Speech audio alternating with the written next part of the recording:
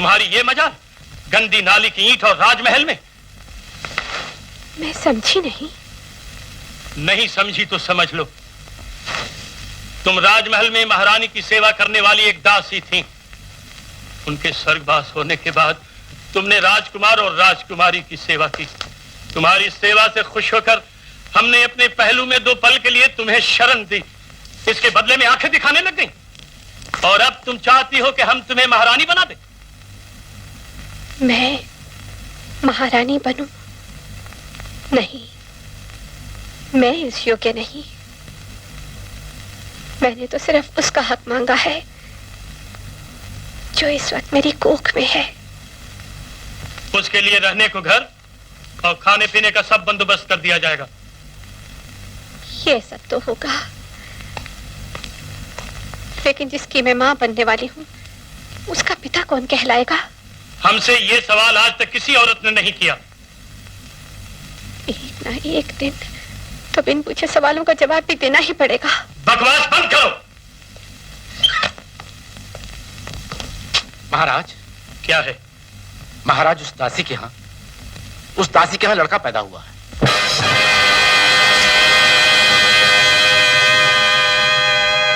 तुम जा सकते हो।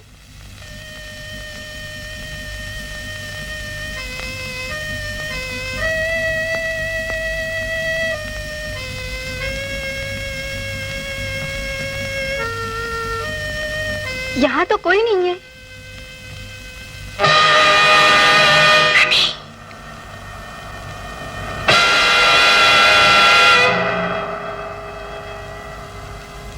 बेचारा, चलो अच्छा हुआ, जान तो छूटी।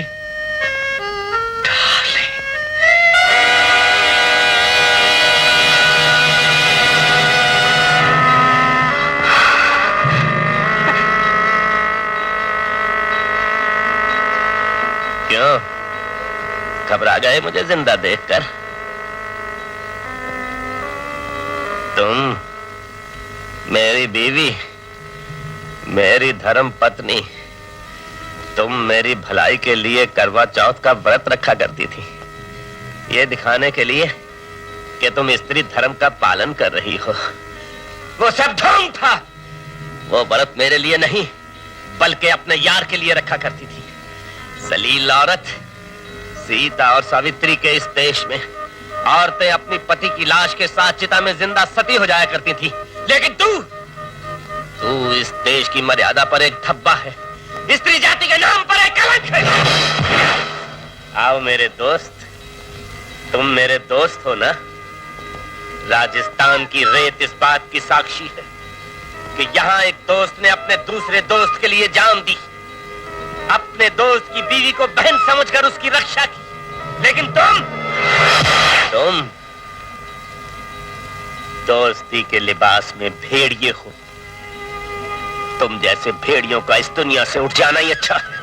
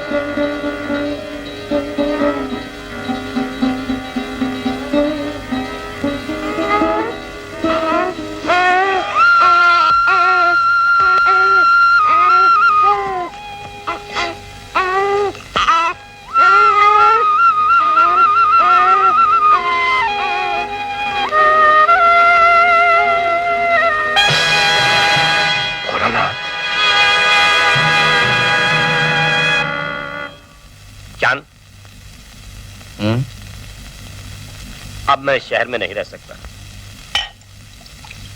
आज ही कहीं चला जाऊंगा। कहाँ?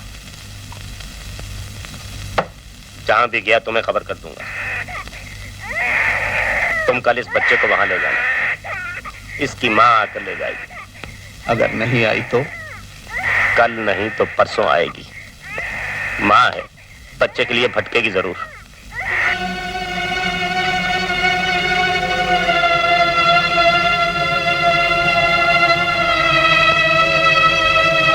कुछ भी तो याद नहीं, कार रेगिस्तान के किस कोने में थी, किसकी थी। जल्दी में मैं उसका नंबर भी ना देख सकी। कोई बात नहीं, हम अखबार में खबर कर देंगे। जिसके पास भी आपका बच्चा होगा आपको मिल जाएगा। नहीं, अखबार में खबर करने से उसकी जान खतरे में पड़ जाएगी। मेरा बच्चा मेरी किस्मत में होगा तो एक न एक दिन मुझे मिल जाएगा, जरूर मिल जाएगा।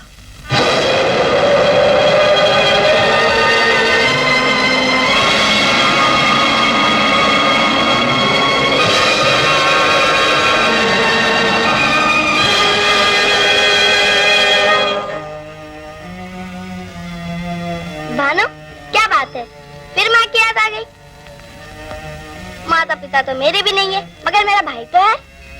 हाँ हाँ, चांद सेठ तुम्हारा भाई है, मगर मेरा तो कोई भी नहीं। नहीं, मैं बेईमानी नहीं किया, मुझे माफ कर दो। मैं बेईमानी नहीं किया, मैं बेईमानी, मुझे माफ कर दो। मैं बेईमानी नहीं किया, मुझे माफ कर दो।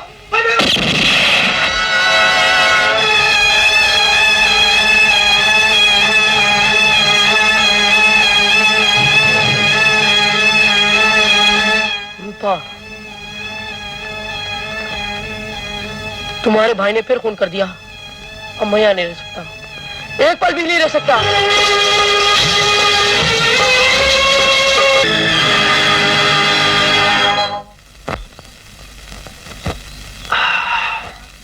चलो, घंटी बज गई, खाने का वक्त खत्म हुआ।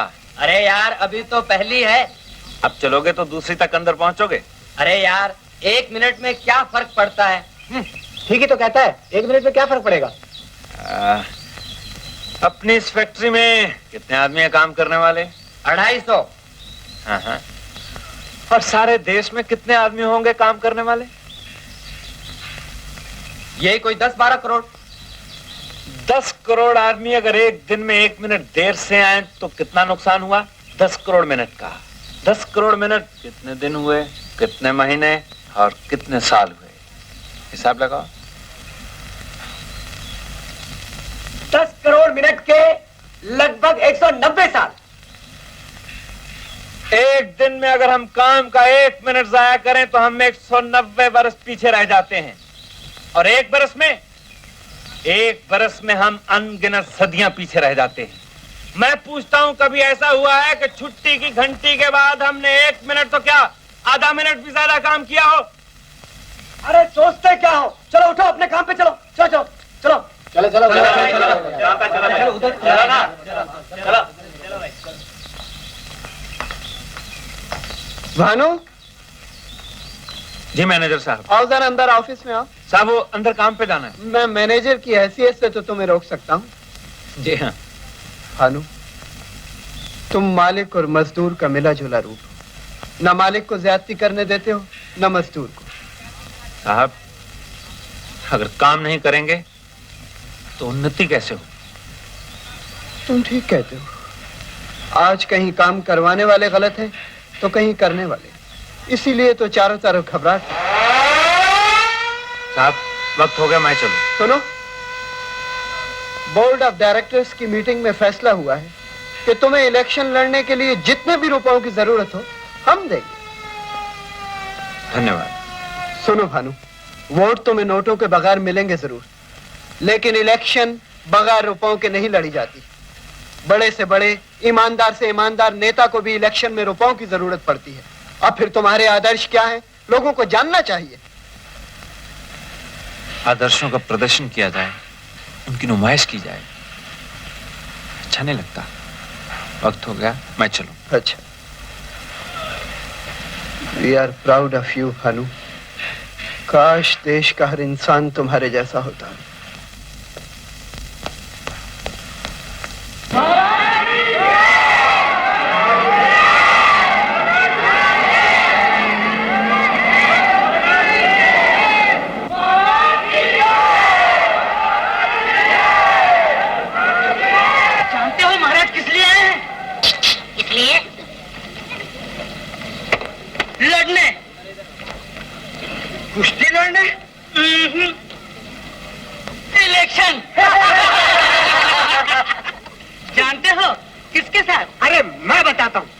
अपने भानु भैया के साथ, यानी कि कविराज के साथ। देखा, महाराज के साथ मुकाबला हो रहा है। यह है कलयुग। अरे अकड़ के अंधे, बराबरी को कलयुग बोलता है। ये तो वो युग है जिस युग में इंसान ने इंसान से ये मनवा लिया है कि वो भी इंसान है। ये पोल खोल मंडली क्या है?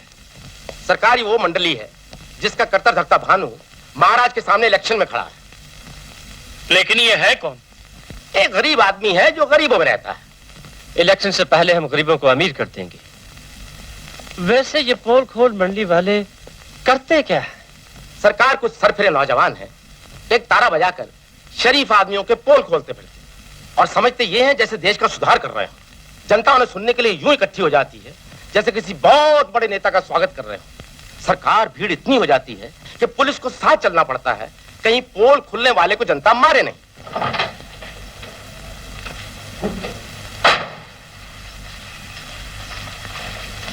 महाराज ने आप लोगों के लिए कुछ सामान भेजा है। हमारे लिए? महाराज बरसों बाद आए हैं। उन्होंने कहा है इस इलाके में जितने गरीब हैं उनको एक एक जोड़ा कपड़े, कुछ फल और मिठाई दी जाए। सुना आप लोगों ने? आप लोग गरीब हैं, लेकिन ये जरूरी नहीं कि जो आदमी गरीब हो वो महाराज के कपड़ों के मोहताज भी हो। ये किसने कहा कि आप मोहताज हैं? आप महाराज की कौन है? मैं महाराज की बेटी हूँ और ये मेरी सहेली भावना। बोलो महाराज की बेटी की जय! बोलो महाराज की बेटी की सहेली की जय! आप कौन हैं? आप हैं हमारी पोल खोल मंडली के लेखक और गायक श्रीमान भानु उर्फ कविराज उर्फ तारा मास्टर। क्यों मेरे लाल? हाँ मोहनलाल। ये पोल खोल मंडली क्या है? जो पोल खोलती है। किसके? जिसके भी हो। आजकल किसके पोल खोले जा रहे हैं? अपने भाइयों के, अपने बीवियों के, अपनी माताओं के, अपने पिताओं के, अपने भ्राताओं के, अपने पुत्राओं के। क्यों मेरे लाल? बोलो मोहनलाल। यानी कि सबके, मगर नारा से नहीं, तारे से हो। वो कैसे?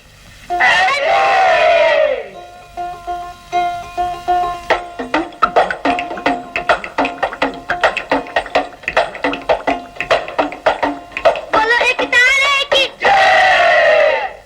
क्यों, बात पसंद आई? बहुत।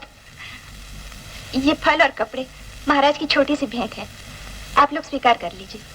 महाराज की भेंट सर आंखों पर, मगर इनसे क्या होगा? अगर कम है तो और भिजवा दिए जाएंगे। इंसान का तन तो कपड़ों से ढक जाएगा, मगर इंसानियत का किससे ढकेगा? क्यों जी, है ना लेखक? लेखक तो मान लिया, लेकिन आपने कहा था ये गायक भी है। गाना तो सुना ही नहीं। गाना तब होता है जब पोल खुलता है, और पोल तब खुलता है जब तारा बजता है। तो बजाइए तारा, खोलिए पोल। किसके? सारी दुनिया के। चलो खोल ही दे, क्योंकि आप जैसी आधुनिक देवियों का सुनना अति आवश्यक है। सोहनलाल, मोहनलाल, चलो मेरे लाल। चलो चलो चलो। एक तारा बोले क्या कहे उसे, सुन सुन एक तारा बोले सुन सुन क्या कहे ये तुमसे, सुन सुन बात है लंबी में, कुछ ऐसे लोग भी होते हैं अपने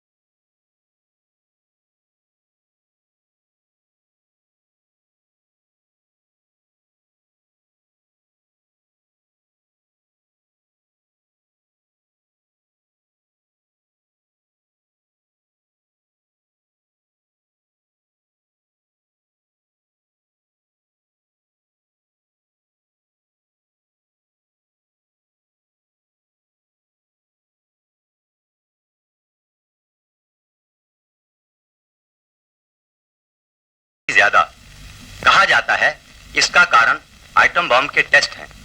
अभी चीन ने एटम बम बनाकर दूसरा टेस्ट किया। सूचना यह भी मिली है कि फ्रांस ने भी एटम बम बना लिया है। भारत का अटल फैसला है कि वो ऐसा कोई कदम नहीं उठाएगा जिससे संसार के नष्ट होने का भय हो। एटमी दौर में रूस और अमेरिका सबसे आगे हैं।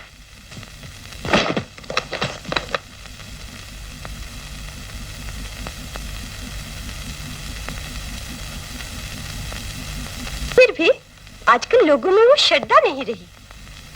दौलत के सामने गरीब हमेशा झुका है, अब भी झुकेगा। नोट देंगे, वोट लेंगे, ज्यादा से ज्यादा यही होगा। छी छी, नोट देकर वोट, ये खोट है, पाप है। Everything is fair in love and war. Election भी एक जंग है। इलेक्शन जंग नहीं, धर्म कांटा है।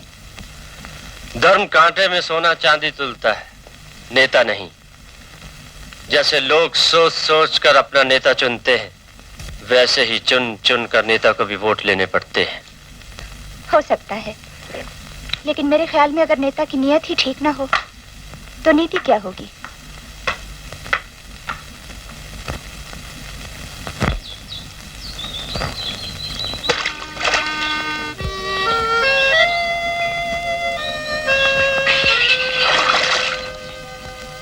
आशिक इश्क से मजबूर माशूक से मोहब्बत की भीख मांगता है।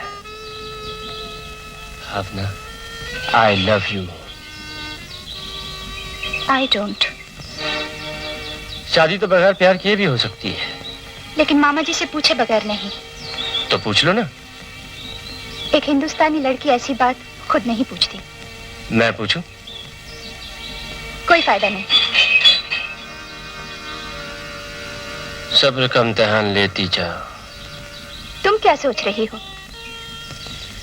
सोच रही हूँ अगर वो तारा मास्टर तुम्हें इस लिबास में देख ले तो फिर उसके बाद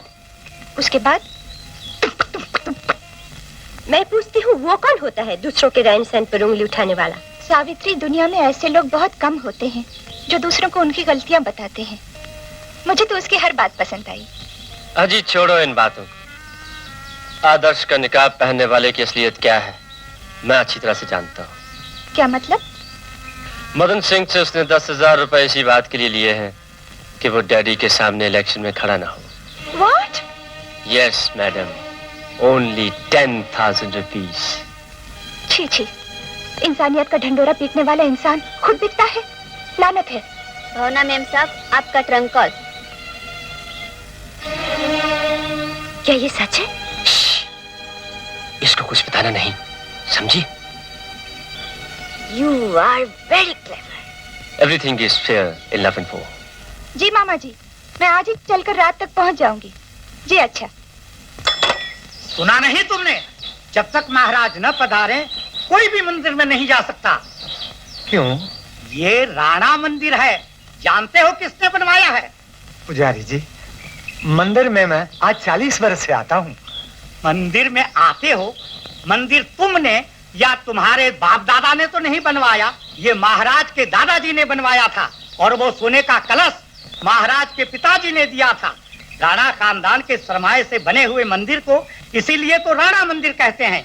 और आज महाराज 22 वर्ष के बाद पधार रहे हैं। जब तक उनके पावन चरण मंदिर में न पड़े कोई भी मंदिर में नहीं जा सकता। पुजारी जी, मुझे मजदूरी पर जाना है, देर हो गई तो मालिक नौकरी से निकाल देगा। तो यूं ही चले जाओ।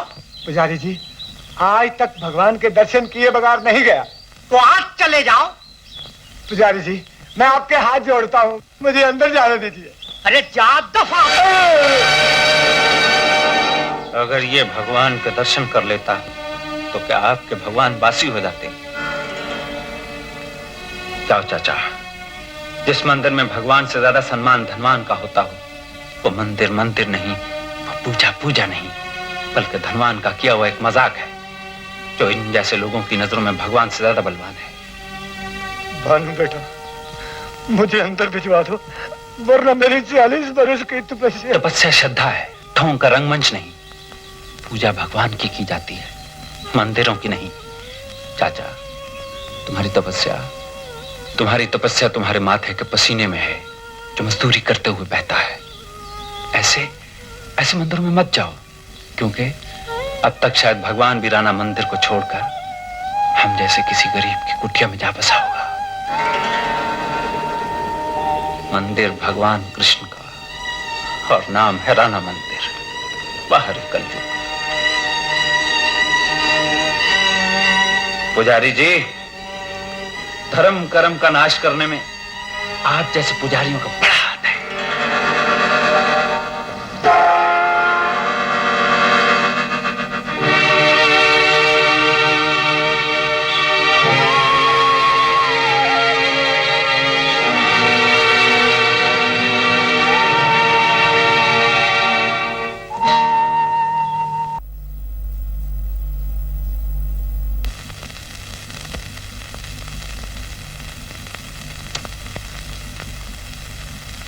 तो आप ये हैं कविराज?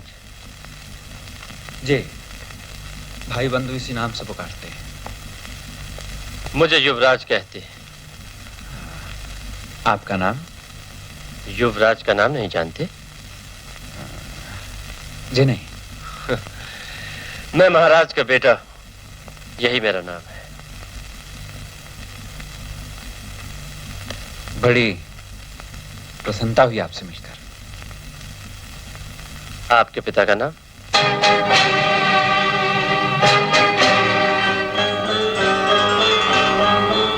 मेरा मतलब है आपका खानदान। अपनी पहचान मैं खुद हूं। बहुत खूब, बहुत खूब। तुम्हारी बातचीत से मालूम होता है तुम वाकई कविराज हो। बैठ जाओ। अरे भाई, इनके लिए जलपान का इंतजाम नहीं किया? जी, धन्यवाद। ये कैसे हो सकता है? मेहमान आए और राणा खानदान उसका आदर न करे? प्रेम बेटे? जी, मैं खुद बंदोबस्त करता हूँ। कविराज, तुम बहुत अच्छा गाते हो। तुम्हारी आवाज में बड़ी भावना है। जी, शब्दों में सच्चाई हो तो आवाज अपने आप भावनापूर्ण हो जाती है। भगवान के द्वार खड़े होकर भगवान की निंदा नहीं की जाती। आप शायद गलत समझे। भगवान इंसान में बसते हैं। धनवान मंदिर जा रहा था, निर्धन को रोक दिया गया। पूजा की कसौटी धन नहीं, मन है, श्रद्धा है। तुम इलेक्शन में खड़े हो रहे हो? शायद इसलिए आपने यहां बुलाया है। आने का शुक्रिया। इंसान बुलाए और इंसान ना आए, ये कैसे हो सकता है? सुना है तुम फैक्ट्री में लोहा कूटते हो? यहाँ ठीक सुना आपने। और इलेक्शन में खड़े होकर अपना लोहा मनवाना चाहते हो? ऐसा कभी सोचा तो नहीं। सोचना भी मत। कौन सी पार्टी से खड़े हो रहे हो? इंसानियत। निशान? इंसान। लोहा कूटने वाले, लोहे के चने चबाने वाली बात है। किसके लिए?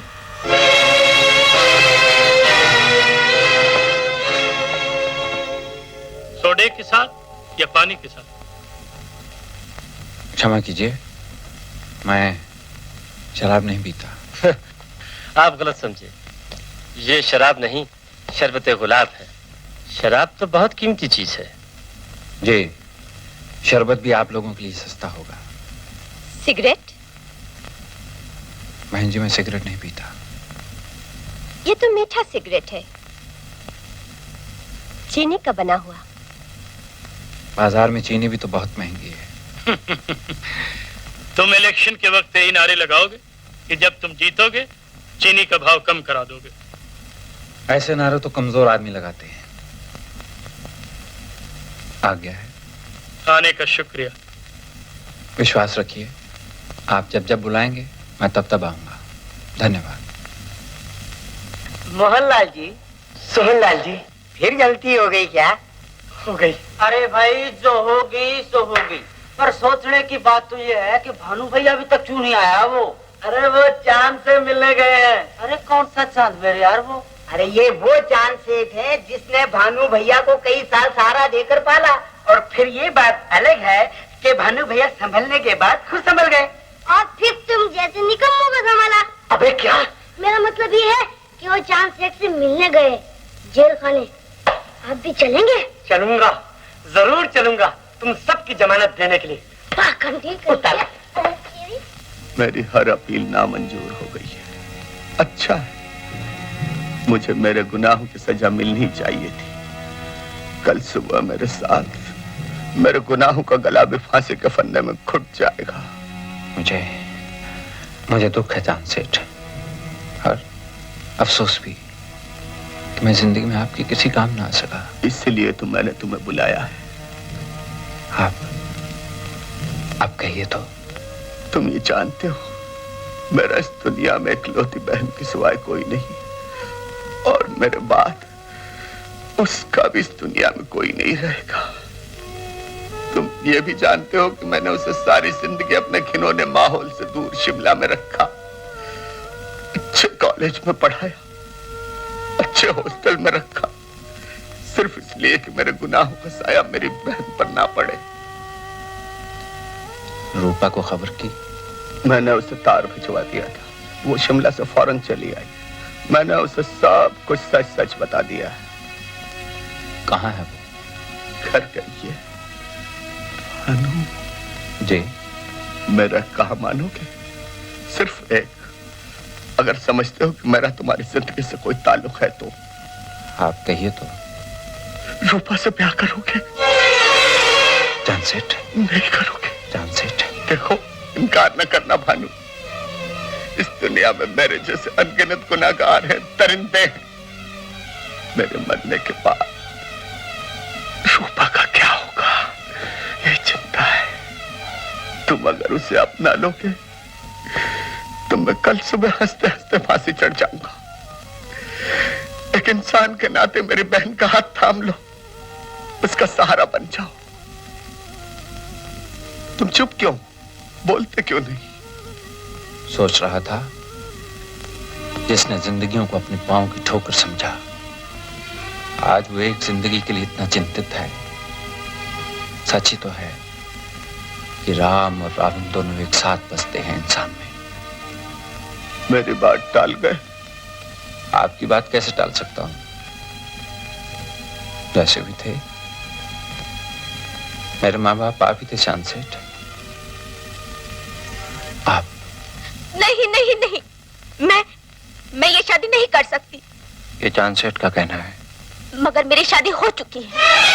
शादी हो चुकी है और चांद सेठ भी नहीं जानते? नहीं, कोई नहीं जानता मेरे उस शील के अलावा। और कौन? दुखिया सुखिया, जिनके पास मैं अपना बेटा छोड़ाई हूँ। रूपा? हाँ, शील हमेशा अपने पिता से डरता रहा, और मैं अपने भैया से। शील कहाँ है आजकल? कुछ दिन पहले वो अपने पिता को सब कुछ बताने गया, वापस नहीं आया। फिर मुझे यहाँ आना पड़ा।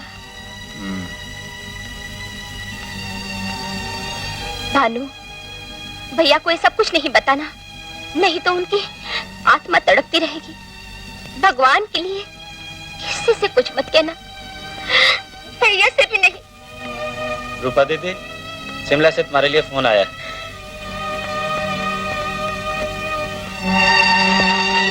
हेलो, हाँ जी, मैं रूपा बोल रही हूँ। बोलो सुखिया। क्या बीमार है? बहुत बीमार है? अच्छा, मैं कल तक आ जाऊंगी। भानु, मैंने सब सुन लिया है। तुम शिमला चली जाओ। चांद सेठ को जो कहना होगा मैं कह लूंगा, समझा दूंगा। हे भगवान। मैं अपनी कहानी आप लोगों को सुना चुका हूं। बस आप लोगों से यही आशा है कि आप हमें क्षमा कर देंगे। शील, तुम्हारे पिताजी सत्य में सब कुछ हार चुके हैं। उनके सर पर बहुत कर्जा है। जी, अपने और अपने खानदान की इज्जत बचाने के लिए तुम्हें ढेरों रुपया चाहिए। जी, हमसे ये शादी का रिश्ता भी तुम्हारे पिताजी ने पक्का किया था। जी, तुम ये भी जानते हो कि भावना मेरी भांजी होते हुए भी मेरी बेटी की तरह से है। जी, और तुम ये भी जानते हो कि भावना अपने स्वर्गवासी माँ बाप और मेरी जायदाद की अकेली वारिस है। आप कहना क्या चाहते हैं? यही कि रूपा से शादी के बाद तुम्हें कुछ नहीं मिलेगा। रूपा तो मिलेगी।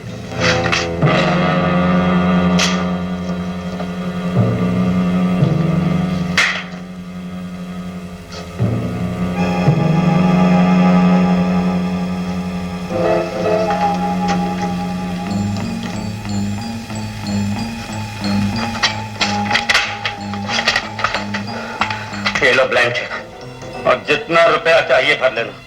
मगर मैं शादी नहीं कर सकता। शादी तुम कर सकते हो और शादी तुम करो, लेकिन रूपा से। हाँ, तुमने सच बोलकर मेरी बेटी का जीवन नष्ट होने से बचा लिया। रूपा और उसके बच्चे को दर दर की ठोकरें खाने से बचा लिया। तुम्हारी जगह कोई और होता तो पहले इससे शादी करता, फिर रूपा को घर में बसाकर इसे ठोकरे मारकर घर से निकाल देता। तूने सच बोला है, तेरे सच बोलने जाकर अपने कर्जे के एक एक पैसे चुका दे। मुझे फक्र है कि मेरे दोस्त का बेटा। मामा जी, मामा जी, मामा जी।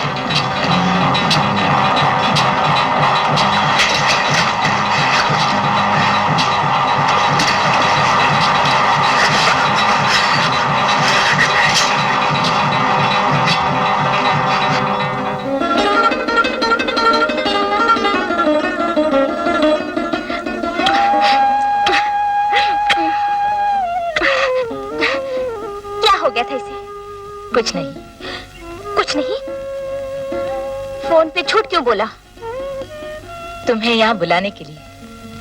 क्यों? इतनी जल्दी क्या थी? ये मैं बताता हूँ।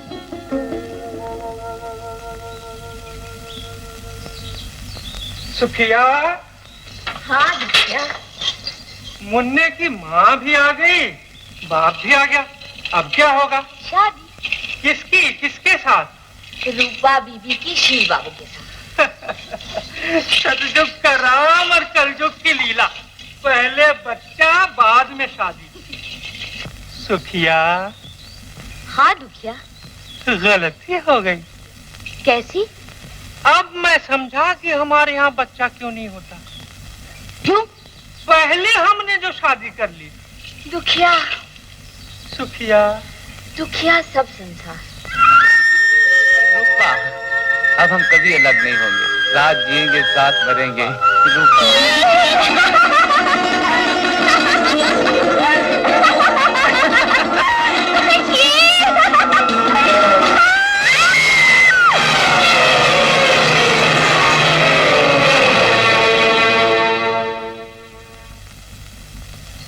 मरते वक्त उन्होंने आप ही का नाम और पता बताया था। भला हो पुलिस वालों का, जिन्होंने तार देकर आपको बुला लिया।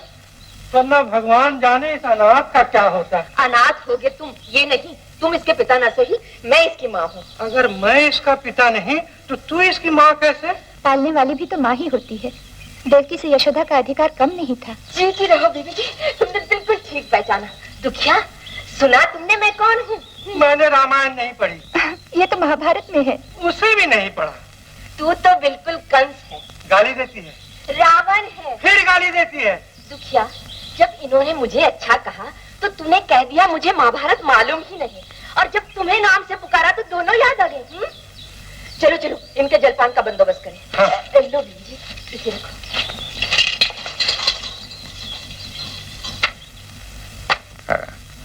बहुत प्यारा बच्चा है और काफी जायदाद का वारिस भी। आप कुछ खफा खफा हैं। मैं आपसे खुश खुश कब थी? फिर भी पहले मिल तो चुके हैं। आइंदा नहीं मिलेंगे। बच्चे का सवाल है, मिलना तो पड़ेगा ही। बच्चा मैं रख लूंगी, मिलना नहीं पड़ेगा। ना मिलना मंजूर, लेकिन बच्चा मैं लेके जाऊंगा। आप कौन होते हैं इसके? मैं पूछ सकता हूँ, आप कौन होती हैं इसकी? ये शील का बेटा है। रूपा इसकी माँ थी। बात अदालत तक जा सकती है। इस मासूम को अदालत में ले जाकर मरने वालों की आत्मा को दुख नहीं देना चाहिए। आप और क्या चाहते हैं? यही कि फैसला बगैर अदालत जाए भी हो सकता है। मैं जानती हूँ आपको खरीदा जा सकता है। क्या मतलब? दुनिया नीलाम घर है। यहाँ धर्म, ईमान, आदर्श सब कुछ बिकता है। अगर जाना पड़ा तो मैं अदालत तक जाऊंगी, ताकि लोग जान जाएं कि आपके आदर्शों की कीमत सिर्फ 10,000 रुपया है। मैं समझा नहीं कि आप क्या कह रही हैं? मदन सिंह ने आपको 10,000 रुपया दिया, आप महाराज के रास्ते से हट गए, तारा मास्टर बिक गया, तारे का तार टूट गया। तारे का तार बहुत पतला है, लोगों ने सोने चांदी के बड़े बड़े पत्थर मारे मगर नहीं टूटा। ये झूठ है। मैं झूठ नहीं बोलता, ये कहने का आदी नहीं। मुझे सच्चा समझा जाए इस बात की भीख भी नहीं मांगता।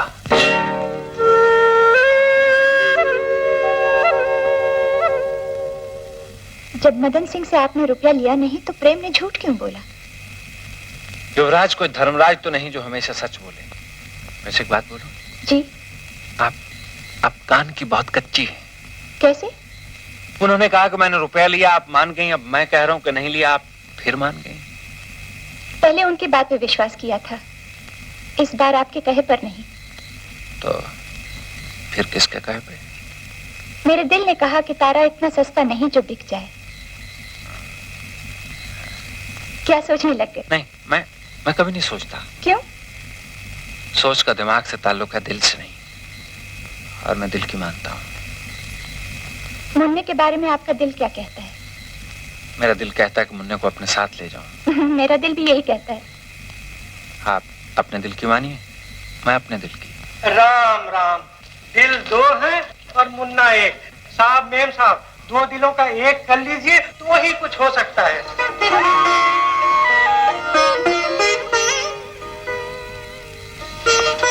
तुम क्या यह फैसला कर लेने दे, तू क्यों अपनी टांग अटका रहा है? चल।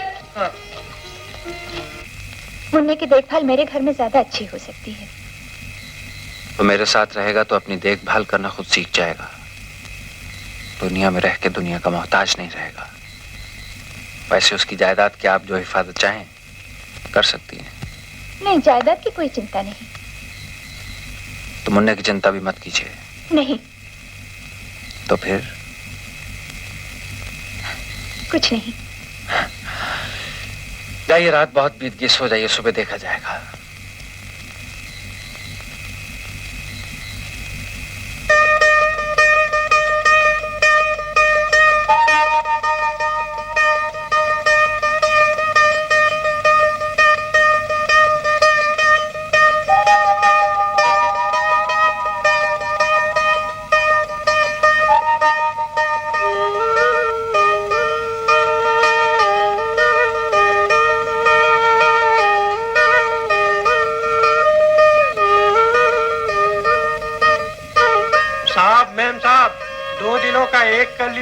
तो ही कुछ हो सकता है।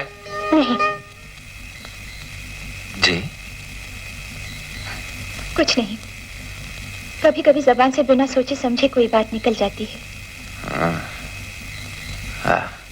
बैठिए। जी नहीं, बस चलूं।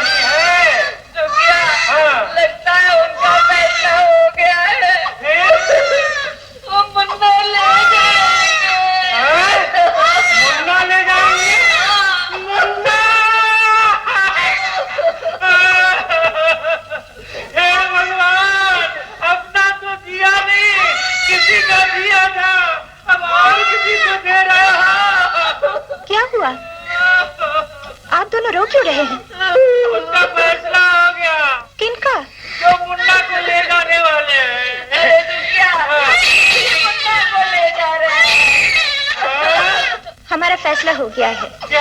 यही कि मुन्ना कुछ दिनों तक आपके पास रहेगा। फिर या तो ये ले जाएंगे या मैं। देखिए बीवी जी, मुन्ना टावर टाई के साथ ही जाएगा। मंजूर है।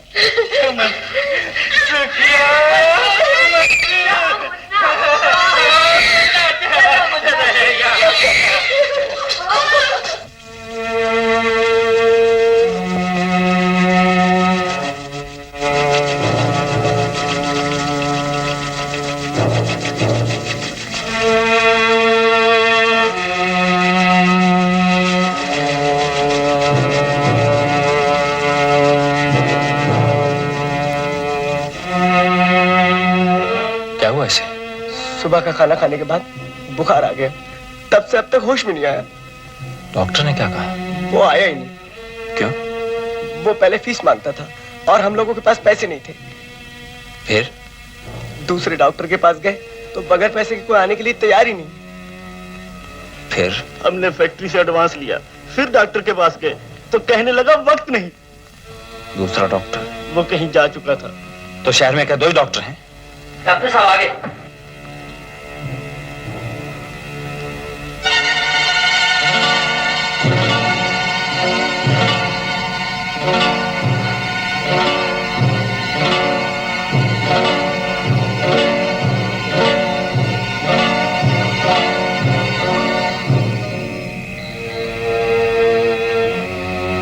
रात बीत गई है, ये अभी तक होश में नहीं आया। नब्ज पहले से ठीक है, उम्मीद है। कन्हैया, कन्हैया,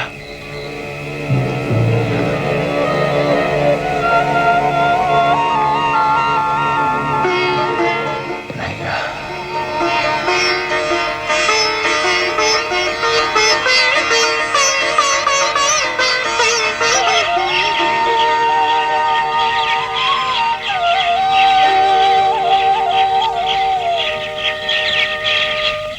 सब टेस्टों की रिपोर्ट मुझे मिल गई है। रिपोर्ट के मुताबिक कुछ जहरीली चीज थी खाने में। खाने में? हाँ, अनाज में कुछ मिलावट रही होगी। लीजिए डॉक्टर साहब, जितना मर्जी ले लीजिए। बस इतने, सिर्फ दवा के पैसे। डॉक्टर साहब, आपकी फीस? आप लोगों की इतनी सेवा करते हैं तो क्या मैं इतना भी नहीं कर सकता? नमस्ते। अरे भानु भैया, भला हो इसका। एक डॉक्टर ये है और दूसरा वो जो बेकार बैठा था मगर बीमार को देखने तक के नहीं आया। डॉक्टर का नाम क्या है? दयाराम। और राशन वाले का? जनता सेवा भंडार वाला सेवाराम। नाम के राम और काम के रावण। राक्षस। मोहन, आज फैक्ट्री में छुट्टी है ना? छुट्टी, बिल्कुल छुट्टी। आज रविवार है ना।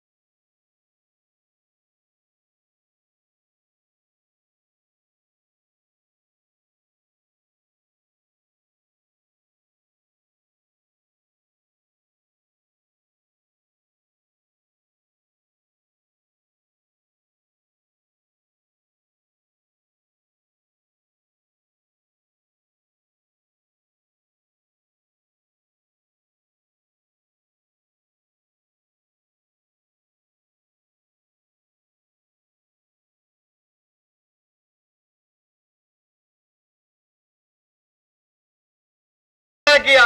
हमने कान पकड़े, माफी मांगी, लेकिन माफ नहीं किया। तारा ने जब भी किसी का पोल खोला तो लोगों ने उसका मुंह काला किया। उन्होंने बारी बारी हम सबका मुंह काला करवाया लोगों से, लेकिन इनका नहीं हुआ था। बड़े खुशकिस्मत है आप। जी, मेरे साथ तो और भी बुरा हुआ था। वो क्या? उन्होंने तारा बजाया और लोगों ने अरे आप तो थूक निकलने लगे। बस यही किया था लोगों ने, बड़े बाजार मेरे मुंह पर थूका। ऐसा कब तक चलेगा? देखो, उन्होंने पोल खोलने के लिए एक मंडली बनाई है और हम भी सब मिलकर एक पार्टी बना लें। मगर लड़ने के लिए नहीं, मिलकर झुकने के लिए। मेरा मतलब है प्रजातंत्र, डेमोक्रेसी, सोशलिज्म। मैं समझा नहीं। आपस की बात है, हम बेईमानी के बगैर रह नहीं सकते, इसलिए खाओ और खाने दो। मतलब ये हुआ कि 1 रुपए में से अगर 1 पैसा उनको भी दे दे तो ठीक है। सौदा पक्का करने के लिए हम कम से कम 1 लाख रुपया उनके मुंह पे मारेंगे और तारे का तौर तोड़ देंगे।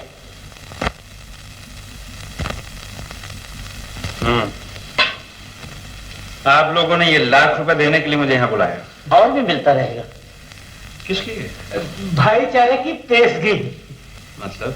भाया, खुद आराम के साथ खाओ, हमें भी खाने दो।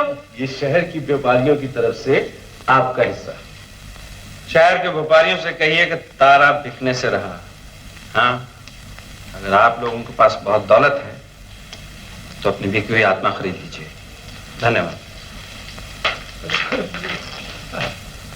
भाया, ये नहीं माना, तारा मस्त तारा बजाएगा और जरूर बजाएगा। मैंने पूछा है, अपने पति के साथ तेरा कुछ फैसला हुआ या नहीं?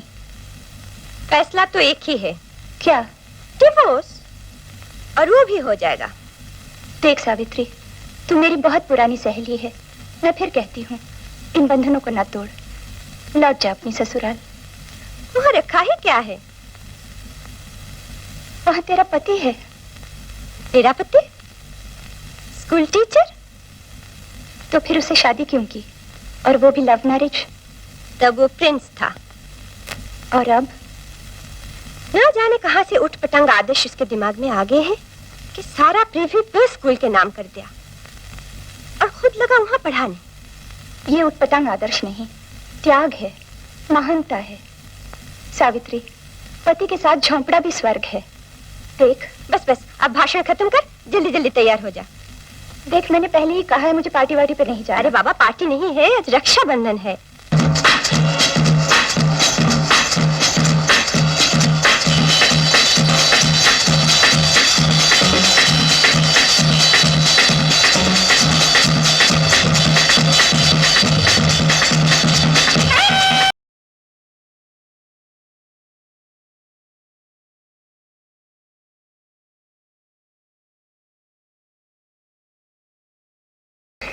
I want to go. इतनी जल्दी? आप यूं ही चले गए तो रात बेकार हो जाएगी। ऐसी रात आपको और आपके साथियों को मुबारक हो। क्यों? पार्टी पसंद नहीं है? ये नंगापन जहाँ शर्म बेशर्मी समझी जाती है, कैसे पसंद आएगी? फिर वही दकियानूसी बात। मुझे कहा गया था आज रक्षाबंधन की छुट्टी है, फैमिली गैदरिंग है। ये फैमिली गैदरिंग ही तो है। लानत है ऐसी फैमिली गैदरिंग पर। हाँ, खैर छोड़ो इन बातों को, चलो अंदर चले। देखो, गंगागढ़ शिकारगाह के अंदर फूल किस कदर बेताब है तुम्हारे पांव छूने को। Come on. शुक्रिया, मैं घर जाऊंगी। यहाँ से कौन जा पाएगा? मतलब? मतलब यही कि ये सब कुछ तुम्हारे लिए किया गया है। ये पार्टी में शराब, सब कुछ तुम्हारे लिए तो है। देखो लोग किस कदर एंजॉय कर रहे हैं। वो और वो। क्या गाल है, क्या आंखें हैं, क्या लिप्स है। प्लीज किस मी हनी।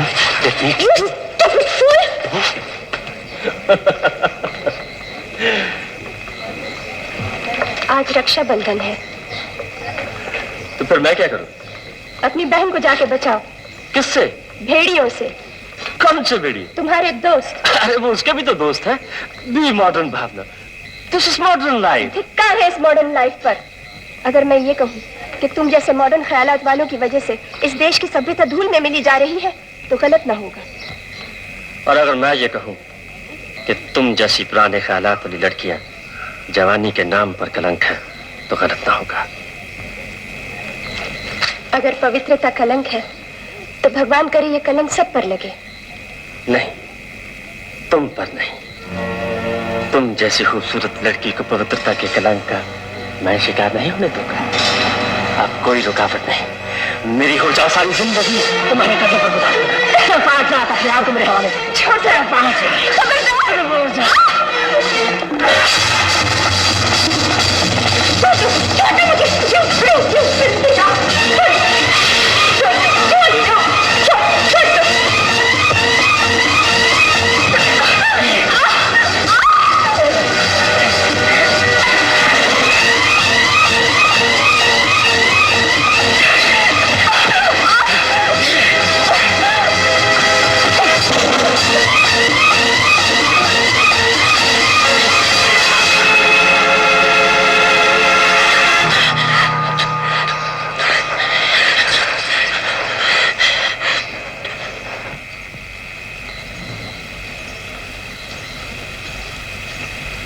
आज रक्षाबंधन है,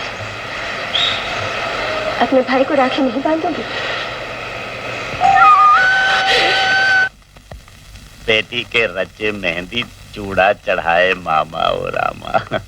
क्या बात है मामा जी, आज बड़े खुश नजर आ रहे हैं। चूड़ा चढ़ाए मामा ओ रामा, समझी? अभी थोड़ी देर में महाराज शमशेर सिंह और युवराज जी आ रहे हैं। जानती हो क्यों? क्यों? अरे महाराज ने खुद मांगा है तुम्हें, युवराज प्रेम के लिए। ये नहीं हो सकता। क्यों? आप उसे नहीं जानते, मैं जानती हूँ। क्या बुराई है उसमें? क्या अच्छाई है उसमें? महाराज का बेटा होते हुए भी खुद उसने ये रिश्ता मांगा है, हमारी इज्जत बढ़ाई है। इज्जत पे हाथ जो डाला है वो? क्या? काश मैं आपसे कह सकती। तुमने मुझे पहले क्यों नहीं बताया? उसकी ये मजाल, मैं उसको मामा जी।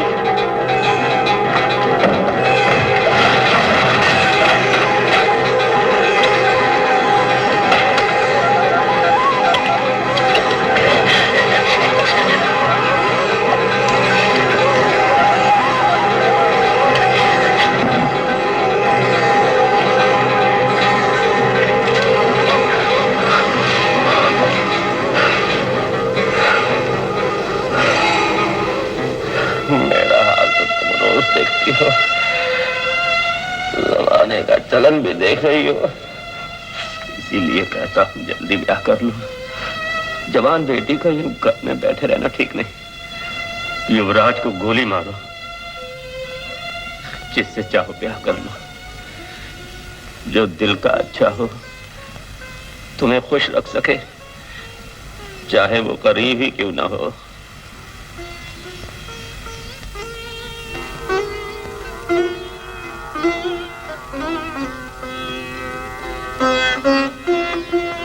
मामा जी का कहना है जिसे अपना जीवन साथी बना वो दिल का अच्छा हो। मैं दिल का अच्छा हूं या बुरा, या आप क्या जाने? जानू न जानू क्यों मैं न जानू, जब नगरी सारी जाने।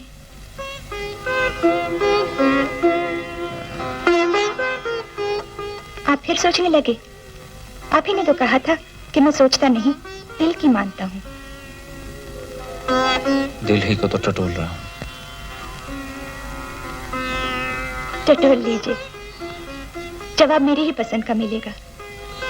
ये कैसे मान लिया आपने? शादी ब्याह हर दिल का सपना है ना?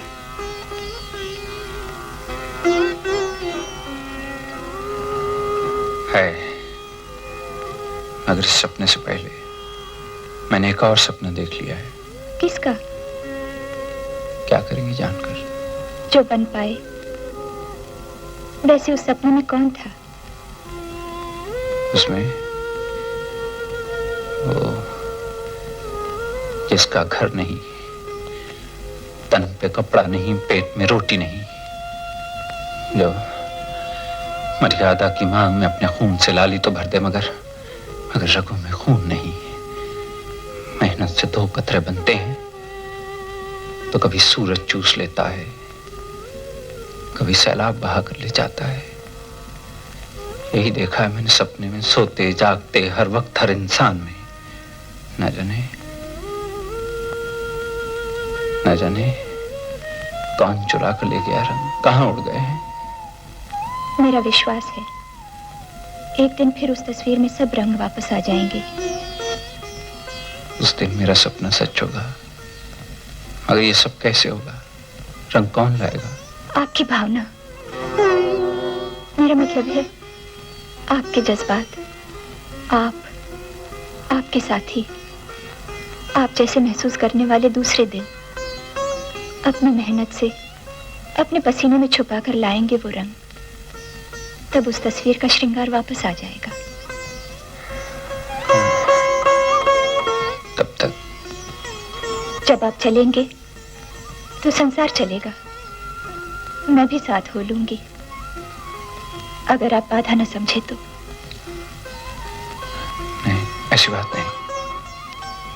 अगर तुम जैसा साथी मिल जाए ना,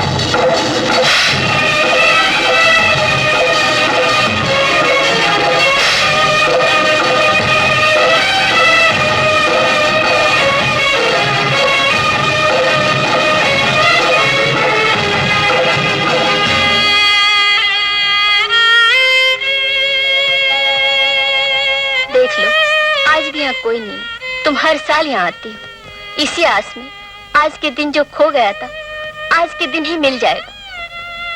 ममता है जो मुझे यहाँ ले आती है।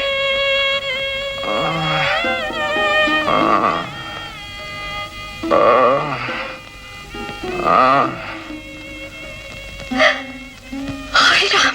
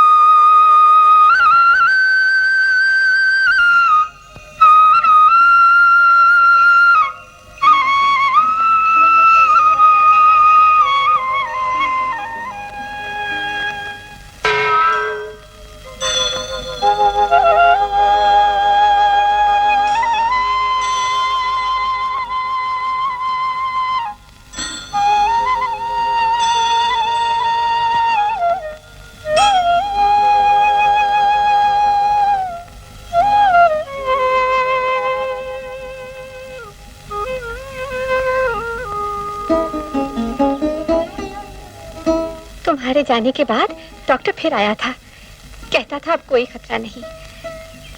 आप बैठिए, मैं अभी आती हूँ।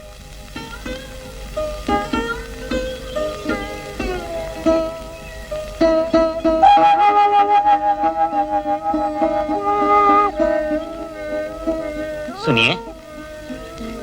जी कहिए।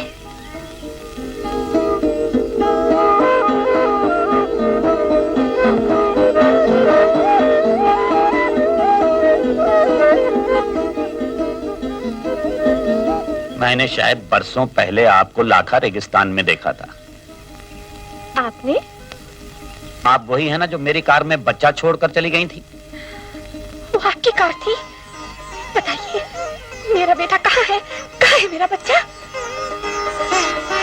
मैं उसे स्टार होटल के मालिक चांद सेठ को दे गया था। चांद सेठ? अपना भानु भैया भी जब बच्चा था तो उसे भी कोई आदमी रेगिस्तान से उठाकर चांद सेठ को दे गया था।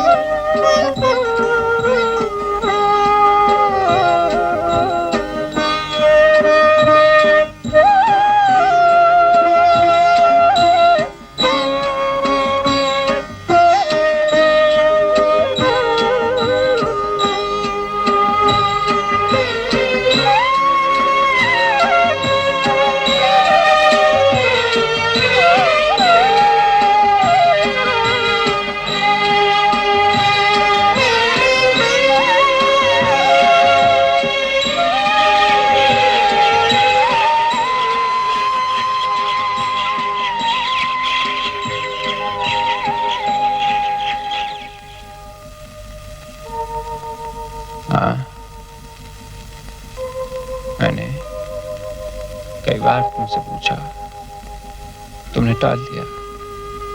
मेरे पिता कौन है? बताओ ना। पिता उस माँ के बेटे का होता है जिसका कोई पति हो। मेरी आत्मा रेगिस्तान की रेत की तरह जलती रही, लेकिन मैं हंसी का नकाब पहन के दुनिया वालों के सामने हंसता रहा। मन ही मन में तड़पता था कि मैं कौन हूं, मेरी माँ कौन है, मेरे पिता कौन है।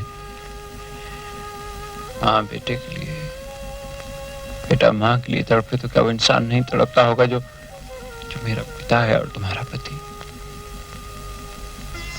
पति और पिता किस्मत वालों के हुआ करते हैं बेटा। और किस्मत हिम्मत वालों की हुआ करती है माँ।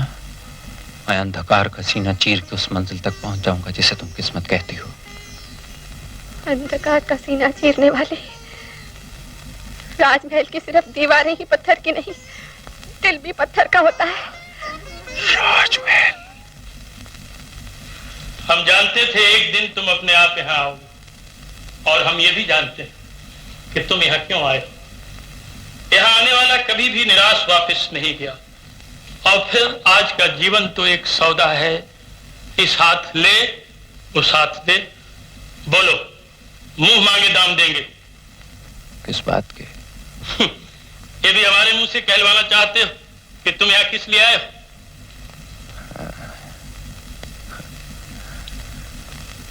पिता के सामने बहुत बड़ी मुश्किल आने वाली, इसलिए बेटा पूछने चला आया कि क्या मैं आपके किसी काम आ सकता हूँ। हम समझे नहीं। जिनके जमाने में आप महाराज थे, उनके लिए तो आप पिता समान ही है ना। ऐसे जज्बात की आज भी हम कद्र करते हैं।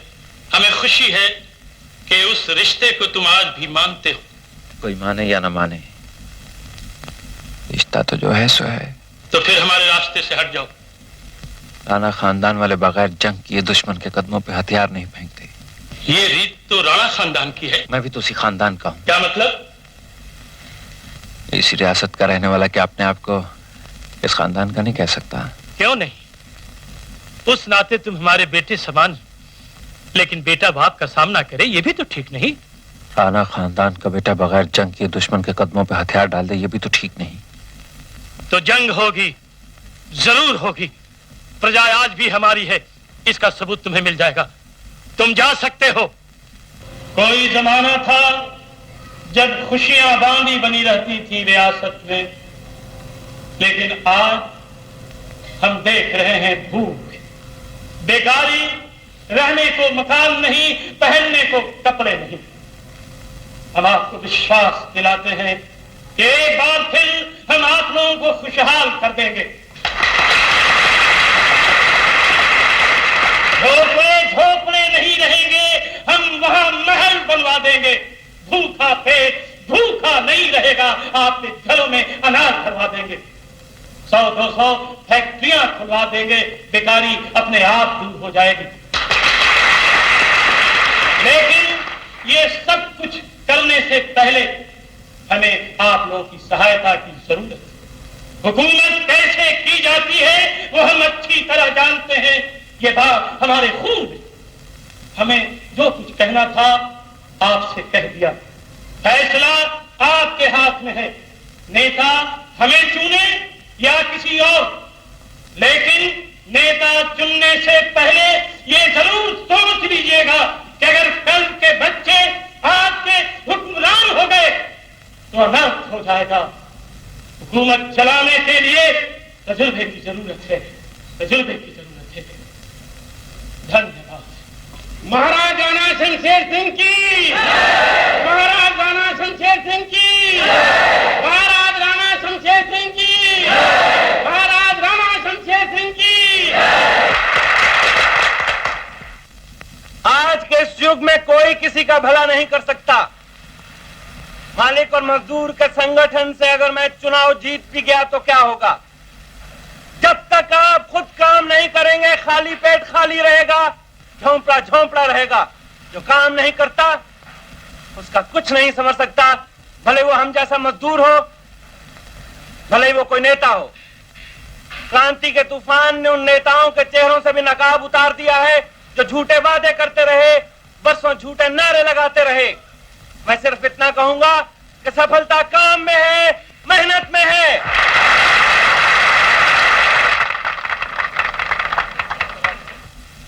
सरकार, वक्त पर तो खोटा सिक्का भी काम आता है। और फिर मैं तो मदन सिंह शतरंज की चाल में एक ऐसा मोहरा लाया हूं कि राजा रहे सलामत और बाकी लगे ठिकाने। क्या मतलब? भोलानाथ, आज से बरसों पहले भोलानाथ की बीवी और उसके आशिक का कत्ल हो गया था और कातिल था खुद भोलानाथ। इसका सबूत सिर्फ मेरे पास है। लेकिन इससे हमें क्या मिलेगा? भावना। भावना? जी, भोलानाथ भावना का प्यारा मामा है और अपने मामा की जिंदगी बचाने के लिए भावना हमारी हर शर्त मानने के लिए तैयार हो जाए। भोलानाथ, भावना। मदन सिंह। जी सरकार। कागज और कलम। हुजूर।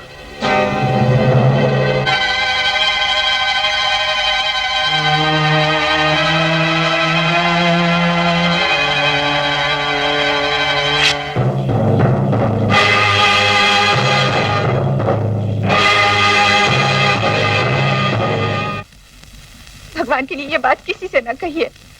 अगर ये सच है तो बुरा, अगर झूठ है तो बदनामी मार डालेगी मामा जी को। चुप रहने की कीमत? जो आप मांगो।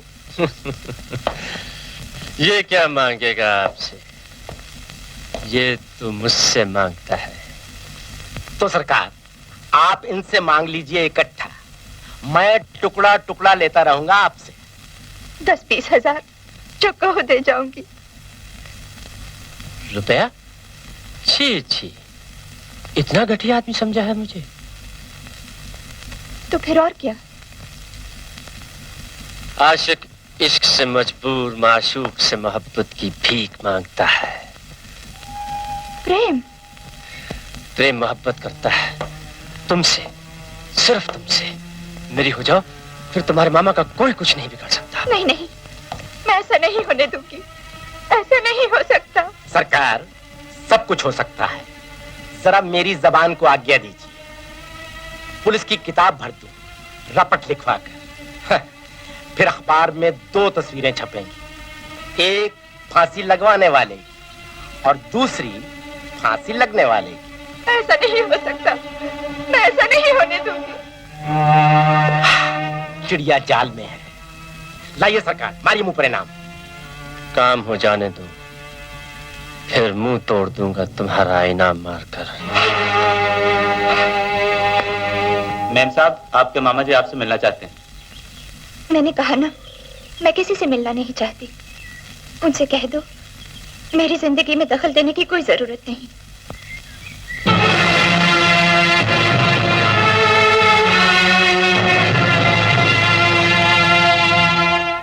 हमारी होने वाली युवरानी साहिबा दरबार आम के उसूलों की है। क्यों साहब? आइए, तशरीफ ले जाइए। ये क्या बकवास है? सरकार, निकम्मा मुंह, काम की बात। बोलो, पहले मेरे मुंह पर इनाम मारिए तो। पहले बताओ।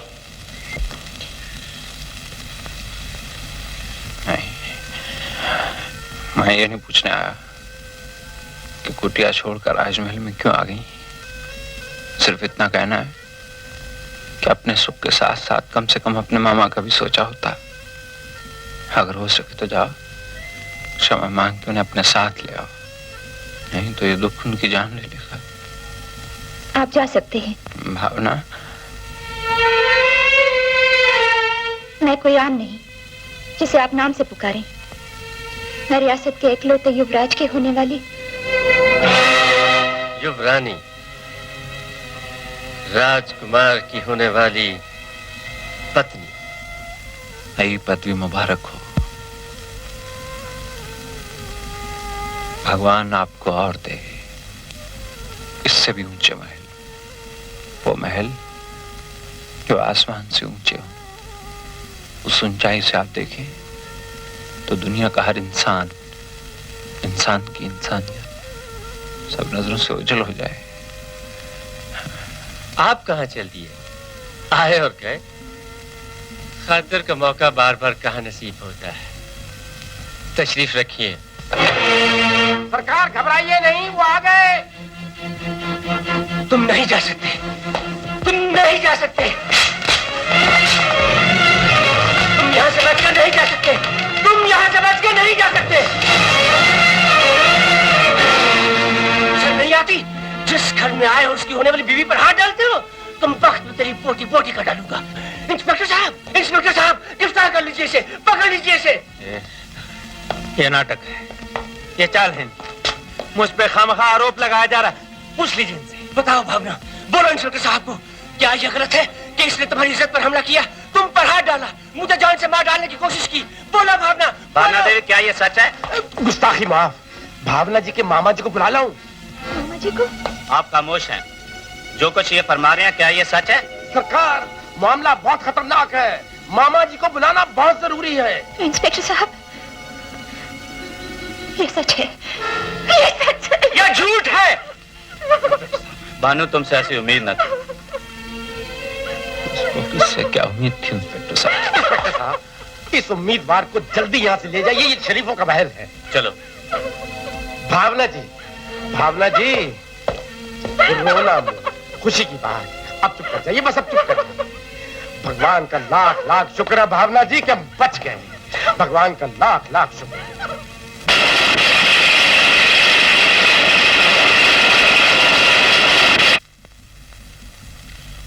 ये लीजिए, जमानत की फॉर्मेलिटीज पूरी हो गई। जी, अब हमें इजाजत है? Of course. Thank you. आओ, चलो। क्या सोच रहे हो? कुछ नहीं। तुमने हमें धोखा दिया है। तुमने दौलत के लालच में आकर उस निर्दोष की पवित्रता के ऊपर हाथ डाला और उसे जलील करके अपनाना चाहते थे। तुम्हारे चेहरे से झूठा निकाह उठ चुका है। दुनिया तुम्हारी असलियत जान चुकी है। कौन सी दुनिया? वो जो खुद बहरूपिया है, पल पल रंग बदलती है। मैं कल तक अच्छा था, आज बुरा हो गया, सिर्फ इसलिए कि मेरे माथे पे झूठा कलंक लगा है। लेकिन मैं झूठ का सीना चीर कर सच्चाई सामने ले आऊंगा। लेकिन अगर तुम लोगों ने मेरा साथ छोड़ दिया ना, मेरा विश्वास मर जाएगा, मेरी हिम्मत का दिल टूट जाएगा। और जब हिम्मत का दिल टूट जाएगा ना, तो मेरी आत्मा रो देगी। देखो देखो, मैं हाथ जोड़ता हूं, मेरा साथ मत छोड़ो, मुझे गलत मत समझो। मेरे साथ चलो, मेरे साथ चलोगे ना, तो मैं अन्याय के तूफानों से टकरा के उनका रुख बदल दूंगा। अगर तुम में सच्चाई है तो टकरा लो तूफानों से, मगर अकेले। अब तुम्हारा हमारा कोई संबंध नहीं।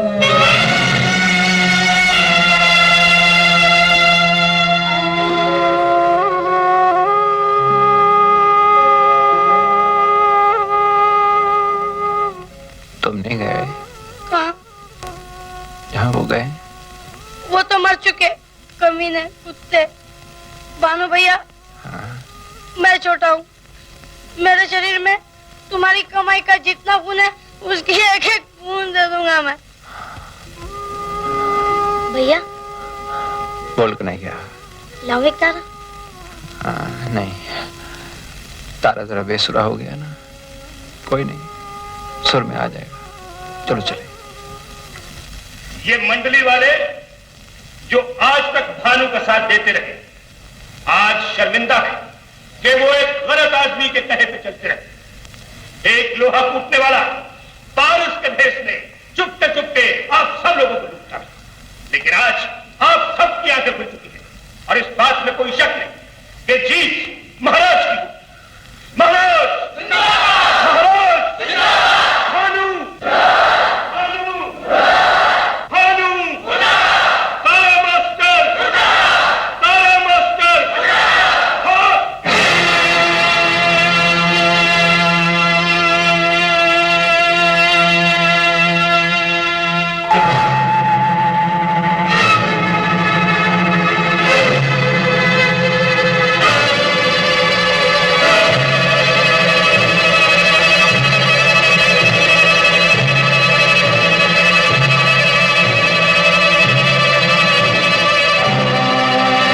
तारा मास्टर मुर्दाबाद।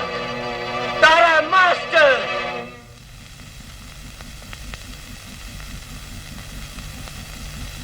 तारा मास्टर मुर्दाबाद।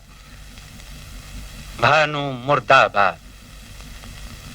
कोई आपका साथ नहीं दे रहा, मैं दूंगा। आप कहिए भानु, मैं कहूंगा मुर्दाबाद। तुम्हारी कोई जरूरत नहीं, सब कहेंगे। भाइयों, मेरी आवाज का जवाब दो।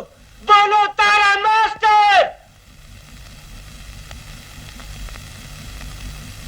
कहिए मुर्दाबाद। जिंदाबाद। हमारे आने से कुछ फीकी सी पड़ गई आपकी महफिल। आप लोग डर क्यों गए? मेरे पास चाकू, छुरी, पिस्तौल, बंदूक कुछ भी नहीं। हाँ, आज तो एक तारा भी नहीं। फिर क्यों डर गए आप? कहिए कि डर काहे का? जहां लोग ज्यादा हों वहां तो मैं हिम्मत कर ही नहीं सकता। मैं तो अकेली लड़की की इज्जत पे हमला करता हूं ना। जनता को चुपके लूटता हूं ना। ये नेता जो अभी आप लोगों के सामने भाषण झाड़ रहे थे, बहुत जनसेवा की इन्होंने, बहुत विधवा आश्रम खोले इन्होंने, बहुतों को विधवा बनाया इन्होंने। जब तारा इनके पोल खोलने लगा तो इन्होंने मंडी के कदमों पे लाख रुपया रखा जो मैंने नहीं लिया, क्योंकि मैं तो लूटने वाला हूं। किसी का दिया हुआ क्यों लेने लगा? फिर इन्होंने अपने साथ उनको मिला लिया जो तारे से बहुत दुखी थे। ये बैठे हुए सेवाराम, ये दयाराम। एक मिलावट खिला के आपको बीमार करता है, दूसरा इलाज करता है, ये जेब काटता है, वो गला काटता है। जब इन लोगों को अपनी बेईमानी खतरे में नजर आई तो इन्होंने मंडली के खिलाफ एक पार्टी तैयार की। तारा जब इन लोगों के पोल खोलने लगा तो इन्होंने कहा, तारा मास्टर, तारे का तार तोड़ दो, मुंह मांगे दाम देंगे। कहा था कि नहीं? किस की कहूं? किसी में हिम्मत है जो मुझसे आंख मिला के बात कर सके?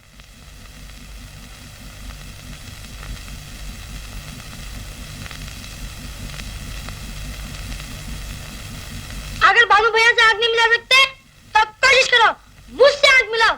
आंखों ही आंखों में सबके पोल खोल दूंगा। कन्हैया, चले। क्यों? ये लोग जो सज धज के आए ना, इन्होंने मेरे खिलाफ बहुत कुछ कहना है। मेरे सामने कहते हुए शर्म आएगी। चला पीठ कर लें। पीठ पे तो दुनिया ने दुनिया को गाली दी है।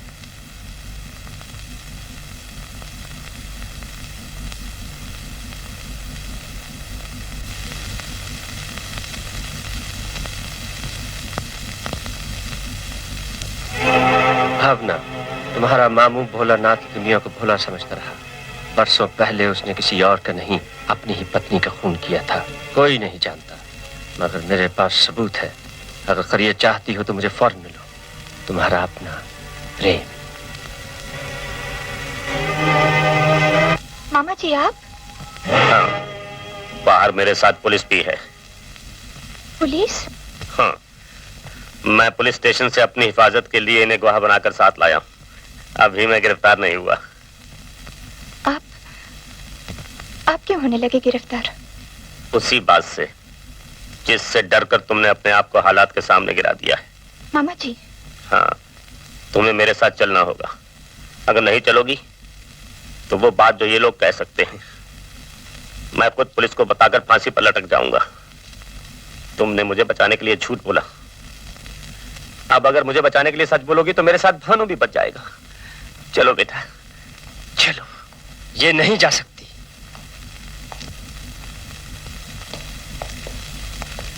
मैं लेकर जाऊंगा। अगर तुम यहां से बच निकले तो? बाहर पुलिस है, उनके पास हथकड़ी है जो तुम जैसे नंबरियों की कलाई के साइज की है। मैं सब कुछ कह दूंगा। एक बार नहीं 100 बार कहो। डरता कौन है, लेकिन कहोगे क्या? और कहोगे भी तो किस मुंह से? युवराज, भानु और उसकी मां को छोड़कर तुम्हारे खानदान का चलन सुनाने जाऊं तो इस राजमहल की दीवारें फट जाएंगी। भानु, उस कमीने का नाम हमारे खानदान से दूर रखो। भाई को कमीना कहता है? अरे जा अपने बाप से पूछ ये भानो कौन है। ये भानो वही है जिसे न मदन सिंह अब मार सका न बरसों पहले। आओ बेटा चलो। भानु हमारा भाई, क्या ये सच है? Shut up! You shut up! लिखा है तारा आजाद हो गया, फिर से तारा गूंजेगा। अमीरों और गरीबों के मजदूर नेता पर जो मुकदमा था अदालत ने खारिज कर दिया। पौना ने लगाए हुए तमाम इल्जाम वापस ले ली। झूठ बोलने पर अदालत से उसने माफी भी मांग ली। उसके बाद सुनो, कहाँ चले? जीवन पथ पे अकेला जा रहा था, किसी ने आवाज दी और कहा कि मैं भी साथ चलूंगी। 2 कदम साथ चले, टेढ़े रास्तों पे साथी का साथ छूट गया। साथ ही लौट जा। मेरा जीवन तपते हुए रेगिस्तान समान है। मेरा पथ बहुत कठिन है, बहुत टेढ़ा है।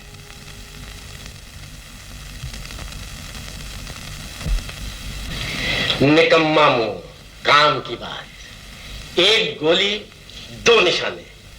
आपको लड़की और जायदाद और महाराज को इलेक्शन में जीत। अगर भानु वही लड़का है तो सरकार वो मेरा भी दुश्मन है, जिसको खत्म करने का इनाम मैं 25 बरस पहले खा चुका हूं। सरकार ये काम आज ही हो जाएगा। भानु उर्फ तारा मास्टर। एक तारा बोले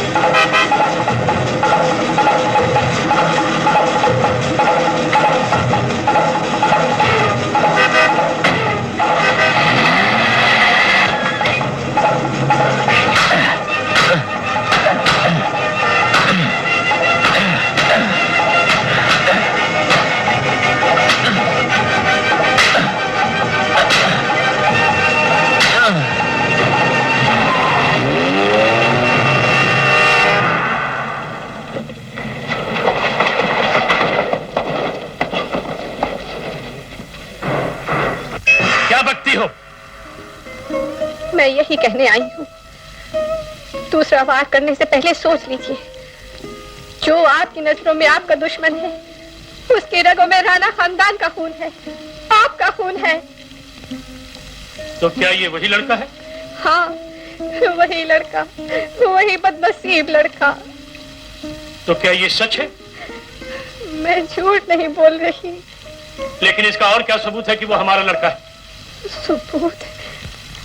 सबूत माँ है, बेटा है। क्या ममता आपके लिए काफी सबूत नहीं?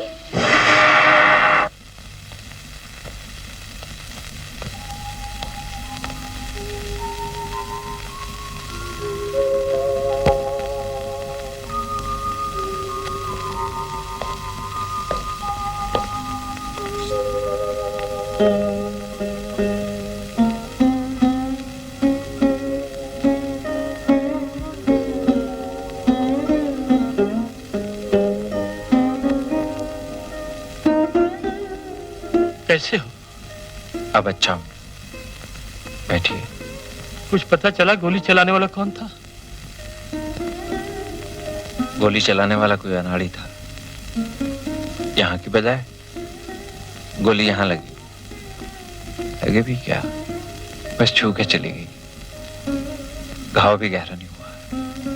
भगवान का लाख लाख शुक्र है तुम बच गए। क्या सोच रहे हो? कुछ नहीं, कुछ भी तो नहीं। अच्छा तो मैं चलूं। और हाँ, किसी चीज की जरूरत हो तो। धन्यवाद। फिर भी जब इंसान घायल होता है तो उसे मरहम पट्टी की जरूरत होती है, और जब एक बेटा घायल होता है तो उसे माँ बाप की जरूरत होती है। इंसान को मरहम पट्टी, बेटे को माँ बाप, सभी कुछ तो मिला है। हाँ। आप क्या सोचने लगे? कुछ नहीं, कुछ भी तो नहीं। अच्छा तो मैं चलूं।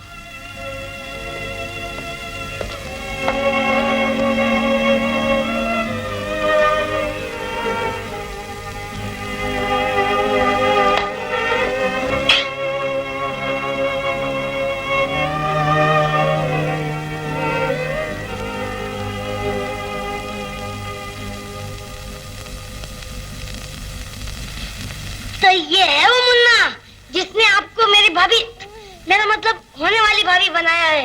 बच्चू थोड़ा बड़ा हो जा, एक तारा बजाना सीख जाएगा। अगर यहाँ के लोग इतने अच्छे थे तो बीवी जी यहाँ आने के लिए पहले ही खत लिख दिया होता।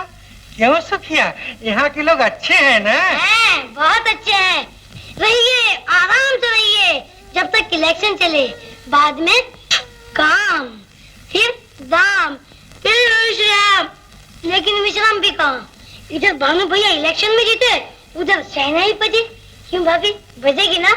फिर संबंधी की गलियों में जाके नाचेंगे भंगड़ा पंजाबी।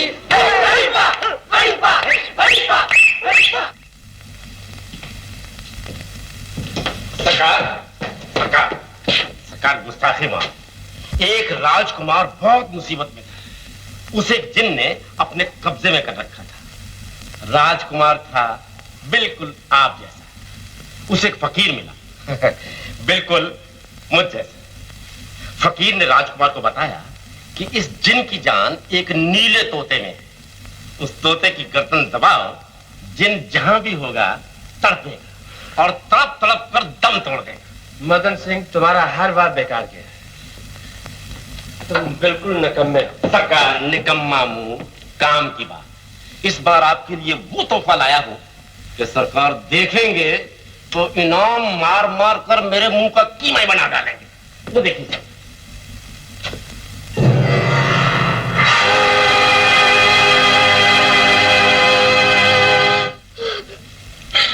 अरे दुखिया, बस यहाँ घाट पर था, किसी की नजर न लगे इसलिए काजल लाने में अंदर गई थी।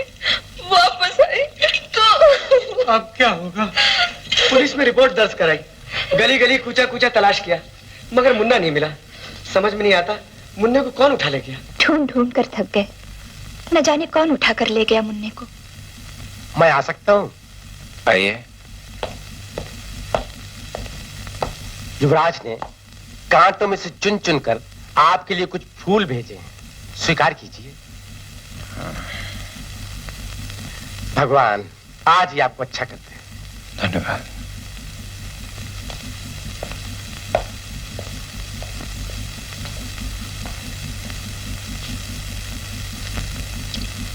युवराज और फूल? हाँ। कुछ समझ में नहीं आता।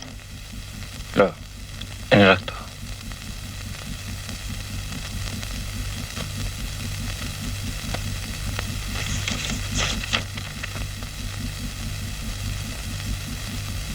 क्या लिखा है? कुछ नहीं। तो घबरा क्यों गई? नहीं तो। लाओ मुझे तो। मैंने कहा कुछ नहीं।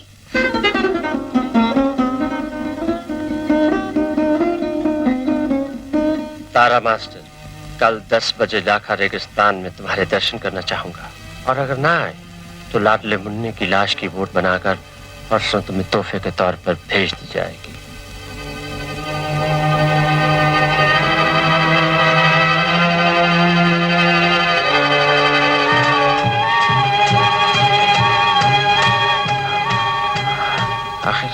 आखिर वहां जाने में हर्जी क्या है? तुम उन्हें नहीं जानते। सौदे की बात होती तो लाखा रेगिस्तान के बीच क्यों बुलाते? नहीं, तुम नहीं जाओगे। भावना, रेगिस्तान से अपनी बड़ी पुरानी यारी है। बचपन से लेके आज तक मौत जब जब वहां धकेल के ले गई, तब तब जिंदगी मिली। हाँ, अगर मैं वहां ना गया तो हाँ, उन्हें की जान खतरे में है।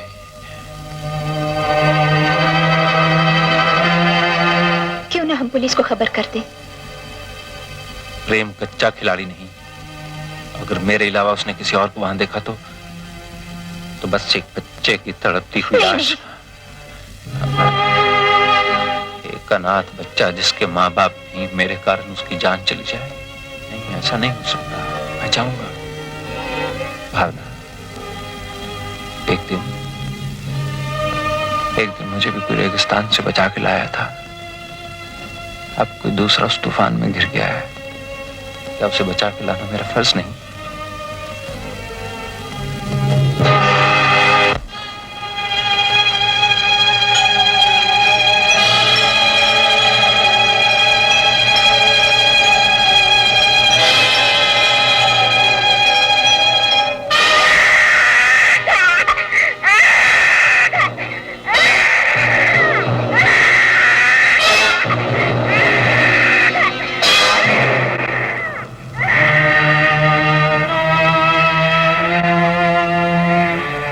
भानु कहाँ है?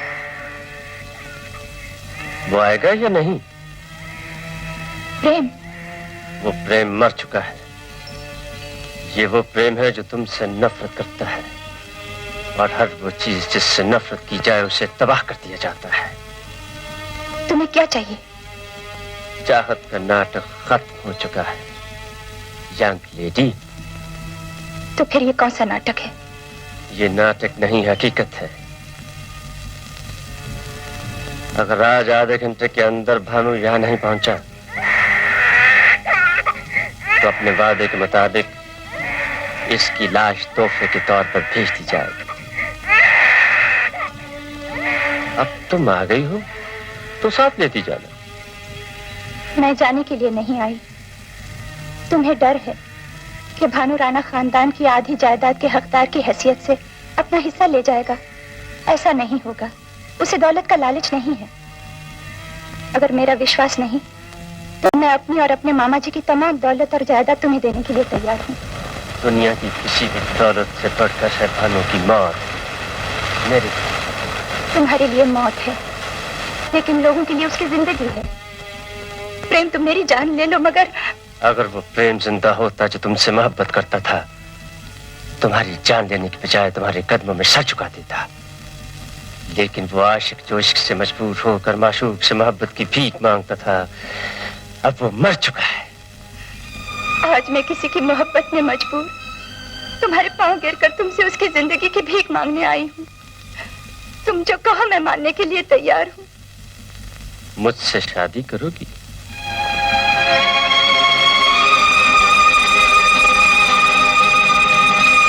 तुम भानु के रास्ते से हट जाओगे ना?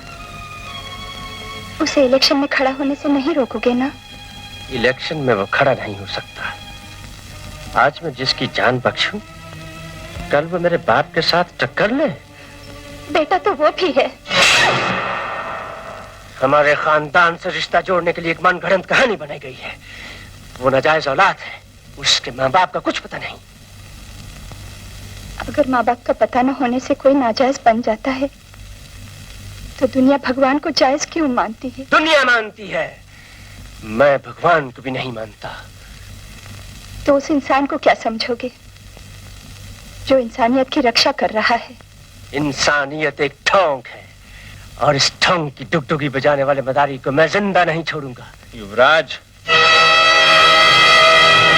तुम मुझे नहीं मार सकते। अच्छा हुआ तुम आ गए। मुझे गोली का निशाना बनाने से पहले मुन्ना भावना के हवाले कर दो।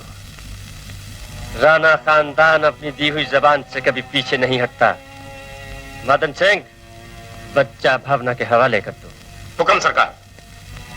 तारा मास्टर, अच्छे आदमियों को गोली मारकर अमर बनाने में मुझ जैसे गुनहगारों का भी हाथ है। चलो, आज से तुम भी अमर हो जाओगे। युवराज, गुनाह ने अनगिनत इंसान मारे, लेकिन गिनती के अमर हुए। अगर किसी की चलाई हुई गोली किसी को अमर कर सकती ना, तो दुनिया का हर कातिल सबसे पहले अपने आप को गोली मारता। इंसान को ना उसके काम अमर करते हैं। हाँ। तारा मास्टर, ले देकर तुम्हारी पूंजी एक तारा है। तुम्हारे मरने के बाद वो किसे दिया जाए, वसीयत तो सुना दो। तारा किसी सहारे का मोहताज नहीं। वो जहां रहेगा बोलेगा, बोलता रहेगा। प्रेम, प्रेम, मैं तुमसे शादी करने को तैयार हूँ। इसे छोड़ दो, जाने दो इसे। भावना, लोग सांप के कांटे से कम मरते हैं, दहशत से ज्यादा। अगर मैं इसके मारे मर भी गया तो क्या है, लेकिन इन भेड़ियों के डर के मारे अपनी आत्मा मत बेचो। जाने दो। नहीं, नीलामी की चीज नीलाम घर में बिकती है। ले जाना अपनी आत्मा को और इसकी तड़पती हुई लाश को, बहुत खरीदार मिलेंगे। मदन सिंह। हुक्म सरकार। रियासत के सिपाहियों को बहुत वर्षों से अपने जौहर दिखाने का मौका नहीं मिला। दलेर सिंह। हुक्म।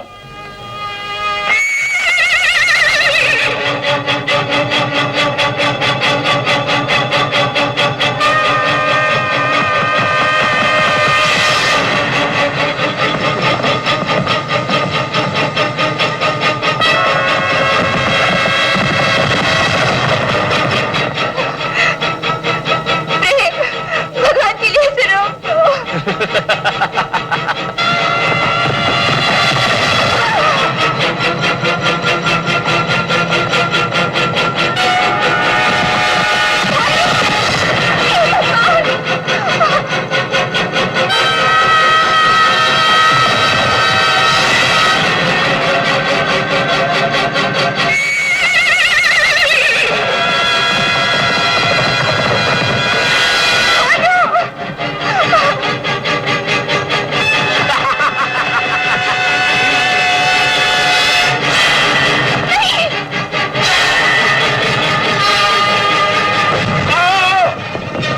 युवराज,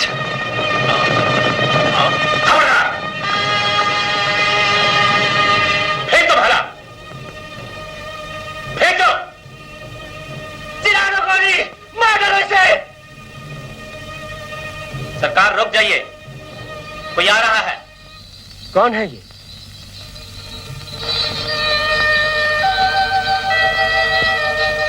कोई काफिला है, गुजर जाने दो। पहले ने निकल जाने दो, लेकिन अगर ये जरा भी आवाज करने की कोशिश करें तो गोली बच्चे के सीने के पार हो जाएगी।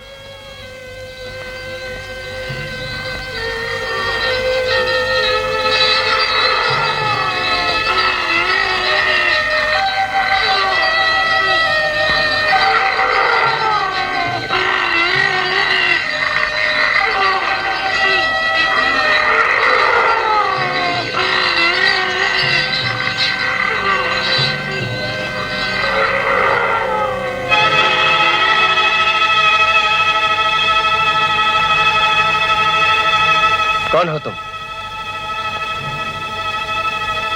कौन हो तुम?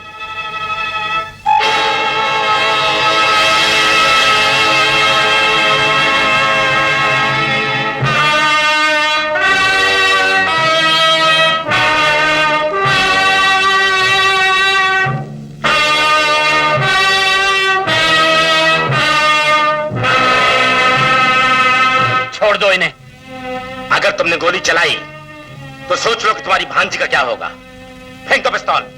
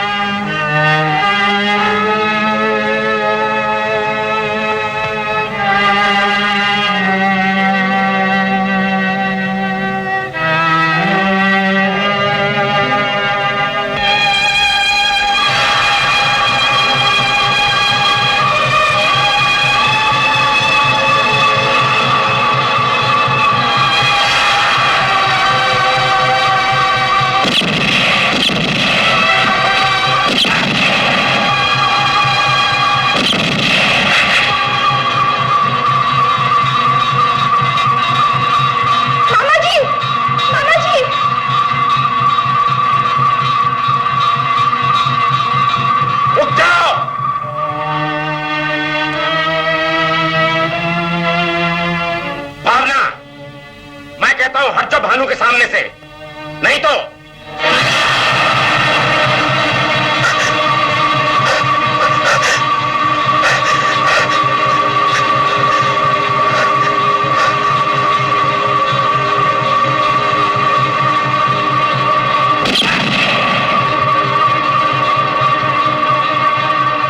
सरकार, अच्छा मुंह बुरी बात, मैं चला।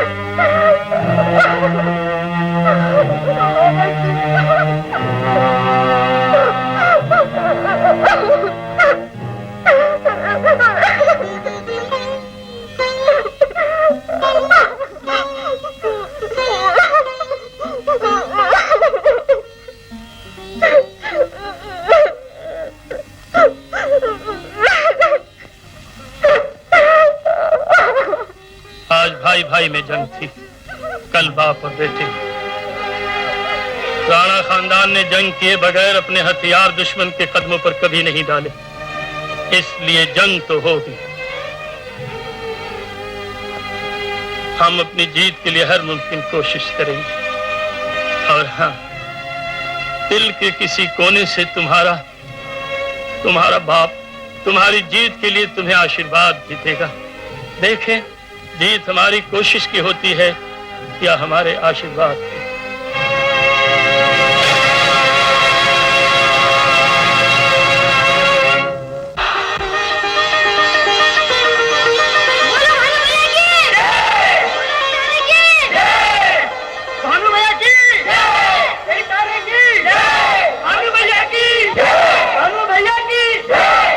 बेटा जीत गया, बाप हार गया।